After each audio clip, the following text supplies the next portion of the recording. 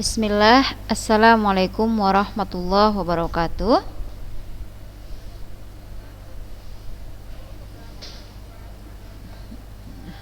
Oke, baik. Alhamdulillahirabbil alamin wahdahu wassalatu wassalamu ala asrafil anbiya'i wal mursalin wa ala alihi wa sahbihi ajmain, amma ba'du.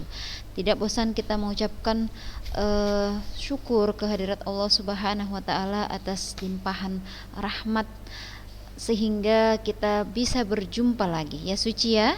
Alhamdulillah udah nampak si Suci pagi-pagi ya gitulah. Jadi saja pun semangat gitu, nampak orang yang mau diajari saja, mau bisa melihat mana nih yang lain, hidupkanlah kameranya. Tasya, Ica, Nurul, Ade, Aisyah Husni, Nurul Adinda, Oriel, silakan hidupkan kameranya. Yang baru masuk di absen ya, di absen. Ini kita baru hadir 24 orang, masih 24 orang nih ya. Nah, kita juga tidak lupa menyampaikan salam ke junjungan kita Nabi besar Muhammad sallallahu alaihi wasallam. Nah, atas beliaulah kita sekarang ini ada di jalan insyaallah yang lurus ya.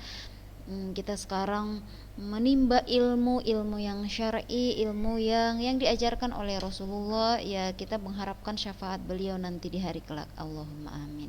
Nah, anak-anak ustazah ya, kita mau tidak mau kita memang sudah jadi bersahabat lah dengan kondisi sekarang ini ya.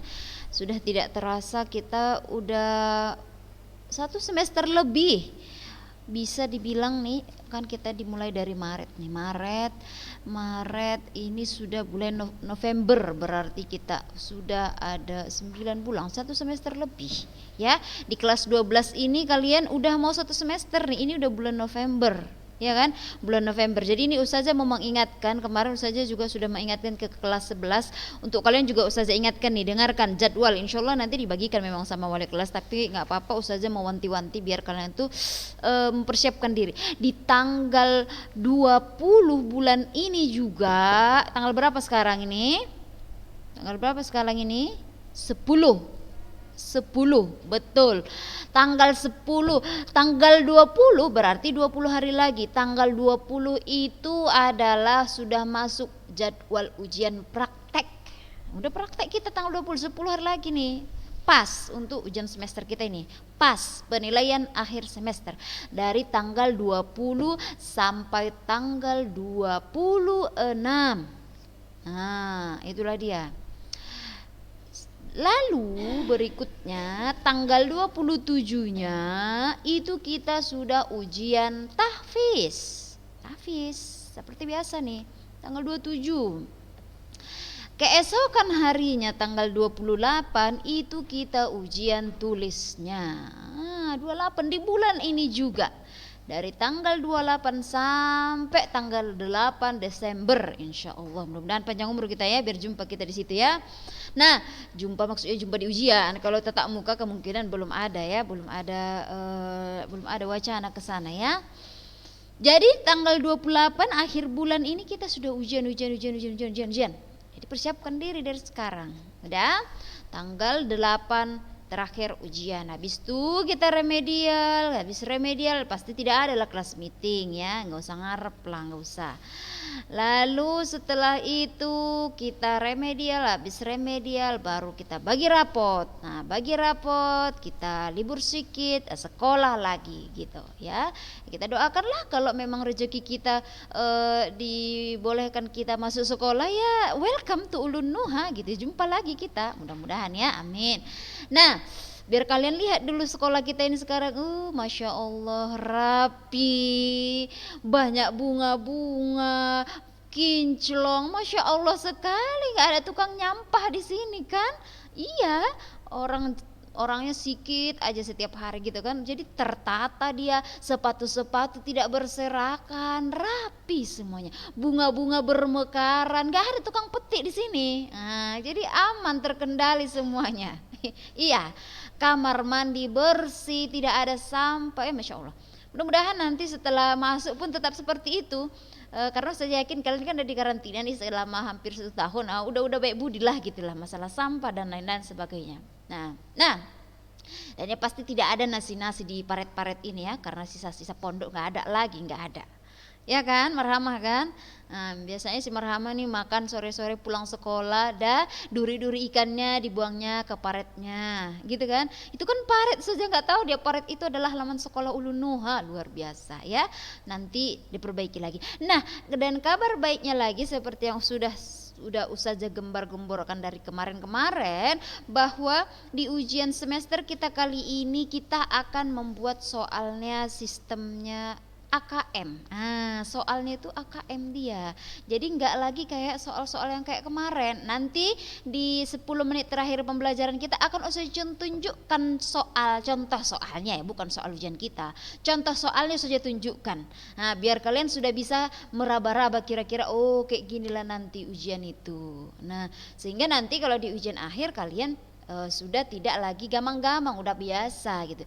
Jadi terkhusus untuk pelajaran umum nanti semuanya itu soalnya berbasis AKM. Jadi nggak ada lagi jika A sama dengan sekian, B sama dengan sekian, tentukanlah A kuadrat tambah B kuadrat. Nah, nggak gitu, soal AKM itu nggak kayak gitu. Nah, jadi harus mikir dulu, kita mikir ya. Nanti insya Allah Ustazah akan menunjukkan di akhir. Nah, udah dibuka semua bukunya. Ada buku paket, dibuka bukunya, lalu buku tulisnya dibuka, pulpennya. Nah, kemarin Ustazah kan ada ngasih soal, 2 soal itu kan, nomor 5 dan juga nomor berapa itu kemarin, nomor 1 uraian kalau tidak salah kan. Nah, oke, udah Ustazah perhatikan kemarin itu. Tapi ada nggak ya yang nggak ngumpul? Lupa saja. Ada nggak ya yang nggak ngumpul? Lupa saja. Asli ada nggak? Suci ngumpul nggak itu Suci? Ada nanti kumpul Suci. Bagus. Lalap anti mikirkan rendang aja Suci ya. Kumpulkan itu. Kayak mana ada nilai kalau nggak ada tugas-tugas? Liana udah ngumpul? Udah ya? Udah Siliana udah ngumpul dia. Jadi ini juga Ustazah ingatkan kepada Ananda sekalian. Kalau nilai kita dipas, nilai rapotnya itu kalau di UPTS kemarin kan nilai kita adalah nilai murni, ya kan? Ada yang 30, ada yang 75, ada yang 0, macam-macam nilai kalian di situ cantik-cantik. Nah, namun di nilai ini adalah nilai perbaikan dan akan dimasukkan nanti ke data siswa, database siswa, akan masuk nilai rapot yang sekarang ini, bukan yang PTS itu. Jadi bagus-bagus buat kalau udah itu nilai kalian nggak bisa kita ganti lagi kalau udah masuk ke database, sudah. Sehingga berdasarkan data itulah nanti kalau Ananda mau melanjutkan ke perguruan tinggi itu yang dipakai. Jadi kalau ada yang berniat mau masuk ke universitas umum, misalnya mau masuk kedokteran, misalnya si Ica mau kedokteran dia melalui jalur beasiswa misalnya, nah ya baguslah buat nilainya, harus bagus-bagus nilainya ya. Tetap nilai rapot itu dari semester 1 sampai semester 5, inilah semester 5 kalian sekarang ini ya. Jadi jangan sepele. Jadi untuk nilai kita yang semester 5 ini seperti apa Ustazah? Nilainya itu sudah include nilai hariannya. Berapa nilai harian kita? Misalnya nilai harian kita selama 1 semester adalah 5. Jadi total semuanya akan dibagi 5 nanti nilai harian. Apabila ada 1 yang kosong berarti tetap bagi 5, akan sedikit nilai kalian. Dan ingat, nilai terbesar kalian faktor pengalinya nanti adalah dari nilai harian. Ustazah ulangi ya. Untuk nilai ujian kalian untuk nilai rapot semester 5 ini udah itu akumulasi dari nilai PTS, nilai harian dan juga nilai PAS. Ada 3 nilai yang dimasukkan ini. Dan faktor pengali yang paling banyak adalah nilai harian. Nilai harian itu dikali 3 itu. Jadi nilai harian kali 3 tambah nilai PTS tambah nilai PAS bagi 5. Itulah nilai rapot. Jadi apabila nilai harian kalian kecil, maka kemungkinannya nilai rapot kalian akan kecil juga. Makanya jangan sepele sama tugas-tugas. Paham maksudnya ya? Jadi itu dia akumulasi. Jadi tugas-tugas itu bukan cuma ece-ece aja. Taunya Ustazah memang ya keseringannya mintanya kalian sama kawan kalian, udahlah minta lah apa jawabannya pelit kali kalian udah kayak gitu aja nya. Siapa yang udah siap nomor sekian? Mana jawabannya? Iya, Anda belum, nggak usah pelit lah, nggak masuk surga nanti. Ya, tahu Ustazah, kadang kalian minta-minta, nggak apa-apa. Tapi di sini Ustazah mau melihat kesungguhannya. Paling tidak ada usaha kalian dan juga sedikit banyaknya kalau ketika kalian membuat itu ada sedikit itu yang lengket rumusnya. Oh, rumusnya berulang kali kalian tulis jadi ingat. Nah, sedikit-sedikit jadi ingat. Nah, gitu kan? Nah, makanya pun nanti dinilai hariannya biar kalian tidak heran, dinilai hariannya meskipun misalnya jawaban si A sampai Z semuanya adalah sama-sama 50, memang kunci jawabannya 50 misalnya untuk nilai harian ya. Ustazah tidak membuat itu semuanya 100. Nah, biar kalian tahu ya, untuk nilai harian walaupun semua jawaban kalian benar itu udah betul jawaban kalian, tapi tidak sama semua nilainya Ustazah buat 100 100 100 tidak. Kenapa? Karena ada faktor lainnya, misalnya kerapian menulisannya, ketepatan mengumpulnya. Nah, dia udah siap semua orang mengumpul, baru dia ngumpul, kemungkinan dia adalah dapat contekan terakhir. Nah, kayak gitulah itu Ustazah menafsirkannya, ya kan? Nah, tapi kalau misalnya dia baru lagi saja kasih sekarang, nanti 1 jam kemudian dia udah ngumpul, kemungkinan dia usaha sendiri nih. Oh saja betul-betul, oh ya 100 bagus ini anak ini, kayak gitu dia, ya kan? Nah, tapi kalau udah ada lah misalnya si A, Ustazah afwan ini salah Ustazah, ganti lagi ya, digantinya. Tiba-tiba si B juga datang salah, Ustazah afwan ini ganti ya, tadi ana salah, lupa. Pasti ketahuan ini minta dari si X ini, ya kan? Nah, kayak gitulah dia, nggak apa-apa. Tapi di sini di daring ini benar-benar diminta itu adalah kesungguhan anak-anak semua dalam belajar, kejujurannya, kemauan itu memang harus ditingkatkan gitu ya. Nah, nanti soal AKM-nya Ustazah akan tunjukkan di akhir. Nah, ini kita sudah selesai sebenarnya tentang bab ini, tinggal kita bahas tentang, coba buka halaman 134, penerapan induksi elektromagnetik pada produk teknologi. Ini sebenarnya tujuannya adalah biar kita itu nggak mikir kalau ini materinya bukan cuman yang ngitung-ngitung aja, ini ngapain lah Ustazah kita hitung-hitung ini GGL sama dengan ini segala macam. Nah, sebenarnya ini sangat dekat sekali dengan kehidupan kita sehari-hari, aplikasinya gitu. Cuman kita hitungkan dalam bentuk secara fisik. Coba lihat ini, terapan induksi elektromagnetik pada produk teknologi. Kita lihat ya, kita baca sama-sama. Kalau yang nggak punya buku, dengarkan yang Ustazah bilang ini. Jadi banyak sekali penerapan teknologi pada teknologi induksi elektromagnetik itu. Misalnya adalah detektor logam, ada juga sensor yang ada di bandara itu ya, ada loudspeaker, ada mikrofon, ada ATM, banyak sekali. Misalnya kayak metal detektor ya. Kalau metal detektor kan biasanya ada di bandara, ada. Kalau para ahli juga ada banyak yang menggunakannya ya, metal detektor itu. Misalnya ahli yang ingin menemukan bahan menemukan mineral tertentu. Nah, kita kan bahas mineral kemarin itu waktu kita belajar kimia unsur ya. Oh ya, Ustazah belum kasih ya kimia unsur itu ngapain aja. Oke, dan nanti lah itu insyaallah ya. Jadi kayak mana sih sistem kerjanya itu? Misalnya kalau di bandara, biar kita bisa mengetahui apakah seseorang itu membawa senjata tajam atau misalnya pistol yang disembunyikan di barang di tubuhnya atau di kopernya, misalnya gitu kan. Dia menggunakan bahan yang namanya adalah metal detektor atau pendeteksi logam, detektor logam. Jadi ini berupa tongkat yang didekatkan pada badan, misalnya contohnya kan yang digambar 4.13 itu. Lalu diperiksa atau sensor dipasang pada pintu khusus biasanya. Jadi kalau ada orang masuk maka akan bunyi titit. Oh, berarti ada sesuatu nih gitu kan. Di bandara ada biasanya kan. Nah, ketika seseorang yang membawa barang yang terbuat dari logam melewati pintu khusus tersebut, flux magnetnya akan meningkat. Flux magnet siapa? Flux magnet metal detektor itu tadi. Ingat flux magnet itu apa kemarin? Flux itu adalah banyaknya medan magnet yang melewati suatu bidang. Jadi dia flux itu kan dia adalah ya, kita buat gambarannya kayak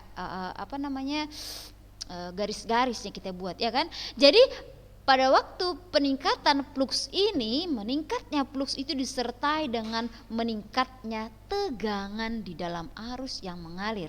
Udah, maka nyala muncul bunyinya titit titit titit titit gitu, meningkat fluxnya, tegangannya juga meningkat sehingga arusnya meningkat melalui kumparan, berbunyilah dia atau hiduplah lampunya. Kayak gitu dia. Nah, atau misalnya seperti speaker. Ini rata-rata kita ya speaker nih. Ini yang menggunakan HP sekarang ini pasti kalian menggunakan speaker apabila kalian tidak menggunakan handset misalnya.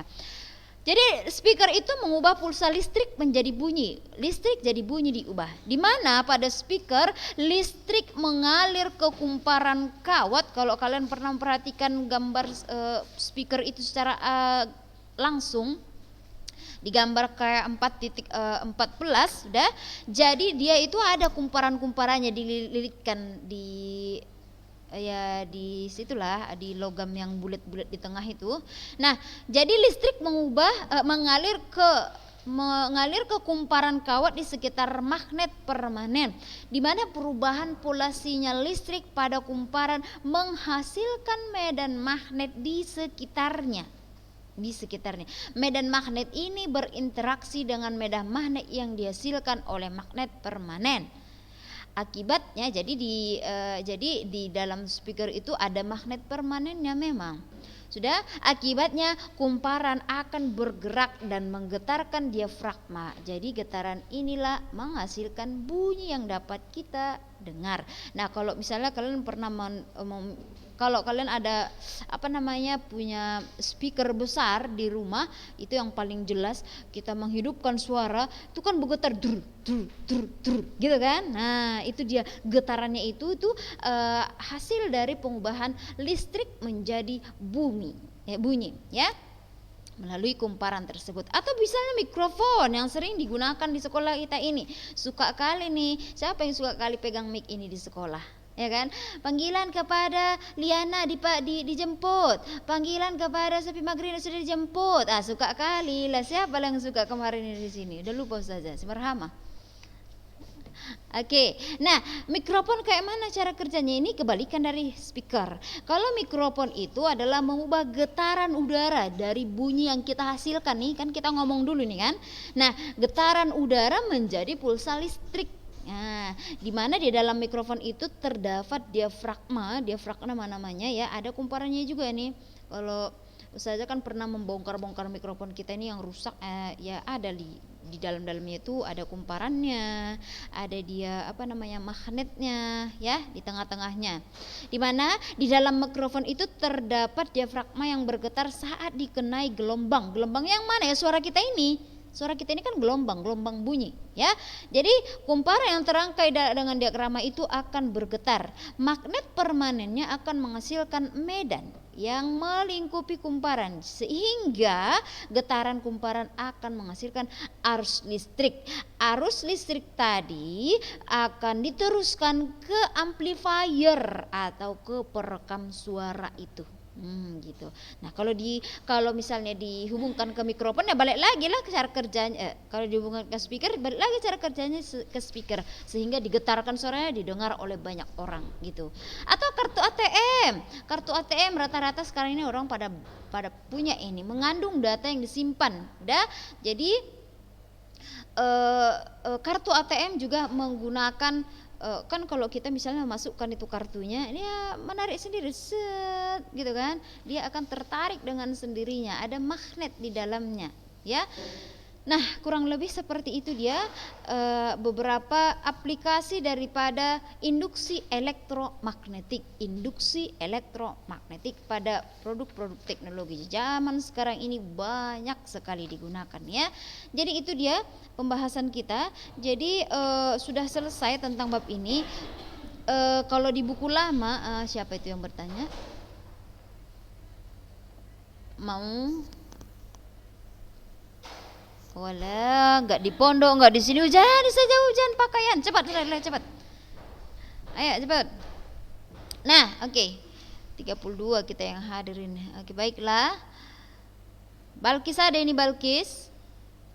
Bagus, harus hadir Balkis. Enggak mau saja gara-gara bersih-bersihan tidak datang. Ustazah pun belum bersih-bersih di rumah. Nanti itu biarkan aja, belajar dulu. Bisa dicicil-cicil masalah rumah itu ya Balkis ya. Jangan-jangan pergi dia ini.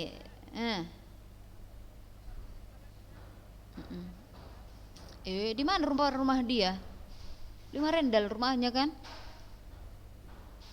Si Maisaroh aja itu rumahnya di sana bagus jaringannya. Masa di Marendal nggak bagus? Ada aja Skyla Wanda ini. Jarang nampak saja tengok ini. Mana si Aini Sophia Syahyu? Siapa Syahyu ini? Oh, berubah ya Yu ya, masukin Syahyu ya Yu ya. Oh, bagus. Kenapa? Emang itu siapa? Anti kan? Nggak apa-apa lah, nggak apa-apa. Kami nggak apa-apanya. Nurul Hairani mana mukanya? Masa? Nurul? Oh, udah kemana-mana lah itu. Ade, Askia, si Askia mungkin belajar fisika sambil murojaah dia ini. Maka matikannya kameranya. Kemananya kalian ini? Janganlah gitu. Belajarlah dulu kita, ya. Liana kenapa? Datang hujan juga. Nah, jadi kenapa dimatikan? Mau kemana deh? Astagfirullahaladzim. Jadi anti mau kutinggalkan kami gitu? Atau matikan kamera aja? Dengarkan aja kami, ya, biar tahu nanti. Biar tahu nanti AKM itu kayak mana ya. Nah, oke, jadi udah selesai. Jadi kita nggak usah dalam kali ini dibahas tentang bab ini. Kita bahas yang inti-intinya saja. Jadi apalagi di sini saya tengok kita harus menyelesaikan 11 bab. Sementara kita ini sudah bulan 11. Seminggu lagi kita ujian. Macam mana kita mau melahap ini semuanya ya kan? Jadi ya mana yang penting-penting itu aja lah kita bahas ya. Nah, kita akan masuk nanti ke rangkaian listrik arus bolak-balik. Udah habis kita satu bab ini. Segitu aja, nggak usah banyak-banyak kali. Yang paling penting saja mau menunjukkan yang AKM aja ini nanti. Baca aja, tapi minggu depan kita masuk ke bab 5 ya, insyaallah ya. Rangkaian listrik arus bolak-balik ya. Rangkaian listrik arus bolak-balik. Itu kita bahas di minggu depan insyaallah. Jadi untuk sekarang ini kita udah selesai di bab ini. Nah, Ustazah mau menunjukkan yang ini aja lah, yang Ustazah bilang tadi AKM ya. Oke, share screen.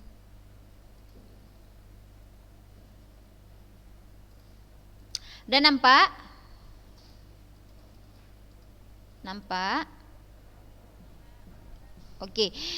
Ini di sini Ustazah ada punya banyak soal. Di sini dia kumpulannya ada AKM itu kan dia ada numerasi, ada literasi dan juga karakter, ya kan?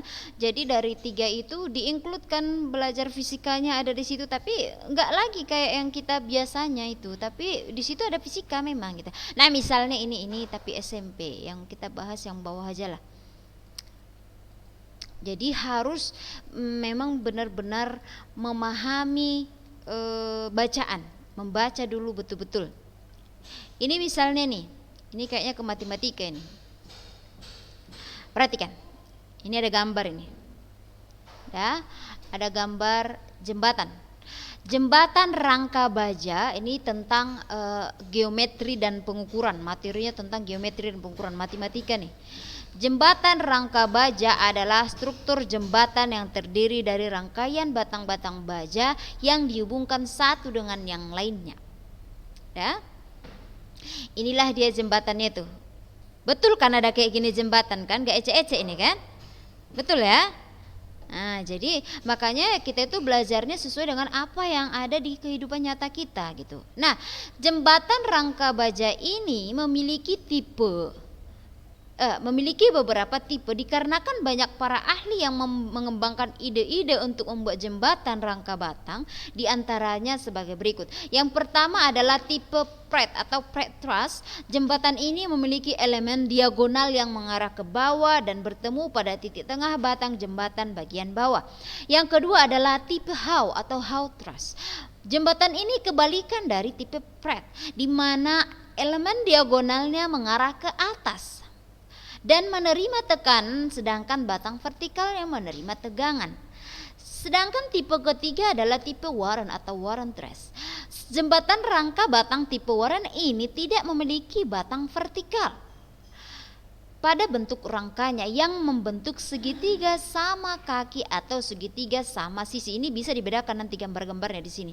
Tipe Pratt, tipe Howe, tipe Warren. Sudah, sebagian batang diagonalnya mengalami gaya tekanan atau compression dan sebagian lainnya mengalami gaya tegangan atau tension. Inilah dia tipe Pratt, tipe Howe, dan tipe Warren.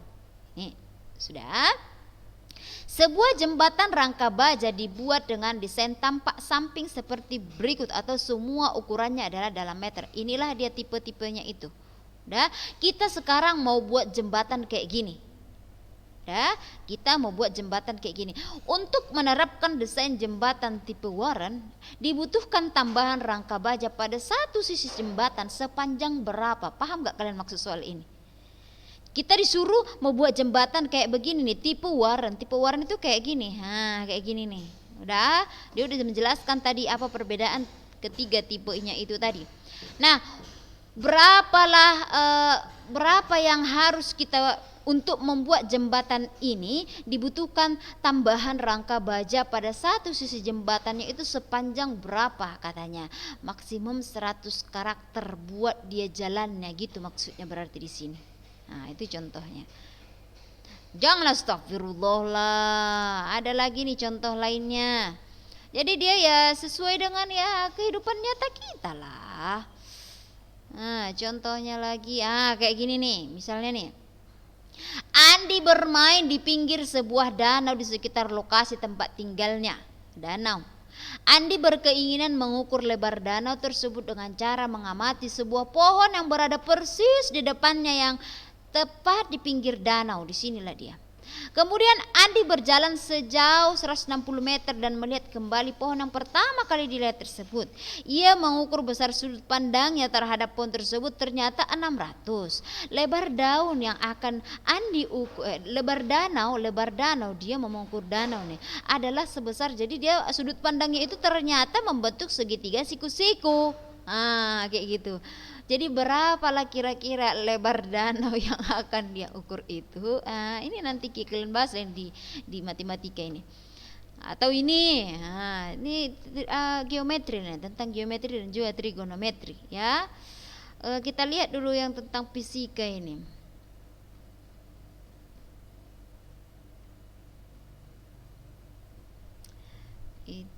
Ini tentang hemat air. Ini biar kalian suka lah, biar kalian suka ya. Ini misalnya, udah, Fitri suka mandi nggak Fitri? Suka lah. Kalau ada anak perempuan nggak suka mandi kan, aduh gimana nih ya. Perhatikan, 7 cara mudah hemat air di rumah. PBB dan dunia melaporkan saat ini 40% populasi dunia mengalami kelangkaan air. Laporan ini juga mengatakan 700 juta orang di seluruh dunia akan menderita akibat kelangkaan air parah pada 2030. Jadi hemat air ya semua ya di rumah ya. Jangan boros-boros sekali air itu. Yuk hemat air di rumah dengan 7 cara berikut. Katanya ada cara pertama, matikan keran saat sikat gigi atau saat menyabun tangan. Jadi kalau kita melakukan kebiasaan ini, kita hemat air 750 liter per bulan. Lalu yang kedua, jangan biarkan keran kita bocor. Kalau kita melakukan ini, kita bisa hemat air hingga 75 liter per hari. Dan juga pilihlah kloset penyiram ganda, tada air hujan. Gunakan material, tapi harus dibaca nih betul-betul dulu ya. Baca nih betul-betul. Sudah. Baru adalah dia buat di sini pernyataannya. Air adalah sumber daya alam sangat penting untuk menjaga kesehatan tubuh. Sebagai manusia yang akan selalu menggantungkan diri pada air, kita memang sudah seharusnya untuk menjaganya. Meskipun air ini adalah sumber daya alam yang terbarukan, namun untuk air bersih ternyata sumber daya alam ini tidak bisa diperbarui. Keberadaan air bersih yang terus menyusut tiap tahunnya ini akhirnya harus membuat kita ekstra waspada akan stok atau persediaannya. Untuk menjaga stok atau persediaan air bersih ini dengan baik, Anda mau tidak mau memang harus melakukan penghematan. Itu katanya. Nah, baru dibuatkan seperti ini. Apa ini? Apa ini? Ada yang tahu? Apa Liana? Apa ini? Apa? Bacang, siapa yang bilang bacang itu? Ya ini makanan namanya bacang ya. Makanan tradisional yaitu bacang umumnya berbentuk 5 segitiga beraturan. Ada yang pernah makan ini bacang? Enggak. Misal bacang tersebut akan dibuat dengan ukuran sisi alasnya 6 cm, tingginya 10 cm. Ini kita buat bacang alasnya 6 cm, tingginya 10 cm. Jika campuran untuk membuat bacang tersebut salah satunya adalah beras dicampur dengan air dengan perbandingan 1:3, artinya kalau 1 liter berasnya airnya harus 3 liter. Udah, seorang pedagang akan membuat bacang dengan menggunakan air yang senilai dengan hasil penghematan dari menutup keran air per hari. Mana tadi menutup keran? Kalau kita menutup keran, ini jangan biarkan keran bocor, kita menghemat 75 liter per hari, ya kan? Berarti kita gunakan itulah dia. Ini katanya kan jika seorang pedagang akan membuat bacang dengan menggunakan air yang senilai dengan hasil penghematan dari menutup kebocoran keran air per hari, berarti 75 liter, maka banyaknya bacang maksimum yang dapat dibuat dengan bentuk yang sama adalah, pakai rumus apalah kita itu Fitri? Kan kehidupan kita sehari-hari ini. Anti pernah buat ketupat Fitri? Ketupat? Lupis pernah? Apa yang dipandai? Gak ada, makan aja. Makan, bagus. Sunaisa biasanya bisa dia masak. Jadi kalau kita mau membuat bacang atau lupis misalnya, alasnya adalah 6 cm, tingginya 10 cm, perbandingan air dan berasnya adalah 1:3, lalu kita menggunakan air penghematan menutup keran yaitu 75 liter, kira-kira berapa banyaklah bacang yang bisa kita buat? Nah, kayak gitu. Sebenarnya nggak susah ini, cuman analisis kita yang harus kita gunakan. Kita harus bisa menganalisis soal itu tadi. Jadi kalau misalnya dibuat usaha cahaya itu dalam bentuk jika ini sama dengan ini sama dengan ini, maka berapakah X? Kalian pasti pandai itu. Sebenarnya sama, cuman ini redaksi kalimatnya diubah. Kayak gitu aja sebenarnya sekarang. Itulah dia sistem AKM itu. Ya, jadi di sini masih ada banyak lagi Ustazah punya soal-soalnya. Nanti kalau kalian mau boleh saja kasih nanti kalau ada yang mau ini ya, soal-soal ini biar kalian bisa membaca-baca latihan-latihan. Kalian cari di internet pun banyak ini, banyak ya. Ini dia gayung misalnya. Jadi dia membahas tentang fenomena-fenomena yang sekarang ini ya sedang booming lah, misalnya kayak air kan langka, atau tentang masker, atau tentang sampah ya. Sampah sekarang ini yang banyak ya, pokoknya sampah aja lah, kemana-mana sampah aja gitu kan. Nah ini ya beginilah kira-kira. Ini kalian sudah belajar tentang apakah ini materi ini? Apa ini? Apa ini? Iya, matriks kayaknya kalian sedang belajar kan? Iya kan? Kelas berapa?